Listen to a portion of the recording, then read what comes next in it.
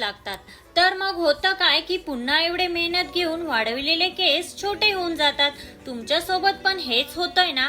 तर तुम्हाला तुमची ड्रीम लेंथ हवी असेल तर ह्या व्हिडिओ मधल्या सगळ्या टिप्स फॉलो करा। स्प्लिट एंड घालवायच्या असतील तर त्यांना ट्रिम करणं हा एकमेव उपाय आहे। जर आधीपासूनच योग्य काळजी घेतली तर आपण स्प्लिट एंडला कंट्रोल मध्ये नक्कीच आणू शकतो। स्प्लिट एंड का येतात? केस कोरडे आणि डिहायड्रेटेड झाले तर स्प्लिट एंड आलेच म्हणून समजा। सोप्या टिप्स सांगते। रोज रात्री झोपताना फक्त केसांच्या एंडला 2 ड्रॉप्स ऑइल लावलं तर आपले केस सुंदर आणि हेल्दी राहतात। केमिकल ट्रीटमेंट केल्याने सुद्धा केस निस्तेज होतात आणि स्प्लिट एंड वाढतात। स्प्लिट एंड येऊ नयेत म्हणून मी ऍडिशनल काय काळजी घेते बघा। मी हेअर वॉश करताना सल्फेट फ्री शॅम्पू वापरते आणि मी रोज रात्री केसांच्या लेंथला हेअर ऑइल लावते। हे सगळं फॉलो केलं तर ड्रीम लेंथ मिळणं अजिबात अवघड नाहीये।